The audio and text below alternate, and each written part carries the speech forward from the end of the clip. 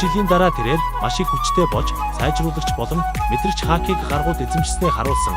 Гарпийн доор өдөр бүр бэлтгэл хийсний дүнд тэрээр итгэмээргүй их хүчтэй болсоор байгаа билээ. Ноён 2 гэдэг нэрээр материйн доор ажиллаж байсан тэрээр дуурайх гэдэг жимсийг эдсэн мөн хүчрхэг хөл тулааны арга барил ашигладаг. Одоогийн Коби Алабастад гарч ирж байсан Бентамыг ялж чадах байх. Гэвч тэрээр Эмпл даам дээр өмнө байснаасаа илүү хүчтэй болж гарч ирсэн. Мөн 2 жилийн хугацаанд тэрч бас хүчээ нэмэн шүү дээ.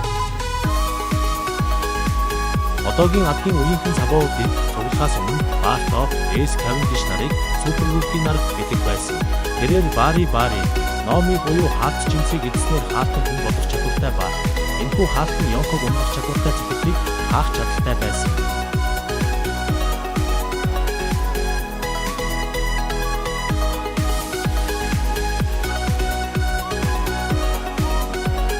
Түүний буудсан шувуу газар тунхад хинч буун дуу сонсоогүй ба Усоп тийм чадвартай мэрэгэн бууч байхгүй байлгүй гэж байв.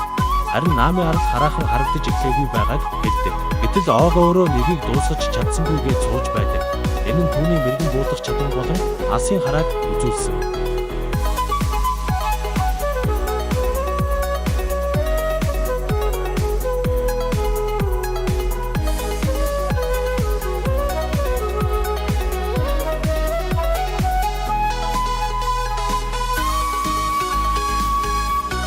Люфиг Сабогоос хүчтэй гэж маргах хүн хараахан үгүй гэж бодож байна.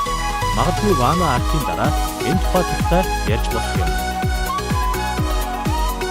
Ясот 100 метрийн зайнаас шавчны тэмдгүүдийг олж бусад хэсгийг нь гинтэхгүй байж чадна гэж хэлсэн. Люфи түүнийг алдаж буудаж байхыг хараагүй ажээ. Удаан үлдэх багт байдгийнхаа хуваар тэрээр дэлхийн хамгийн мэрэгэн хүн байж болох юм.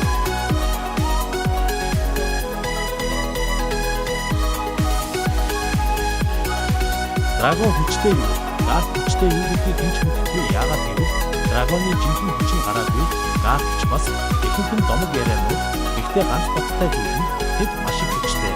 За тэгээд гарт хөшөрсөн юм да. Драгон хэдүүдээ яваа гээд ингэж жагсааж байгаа болно.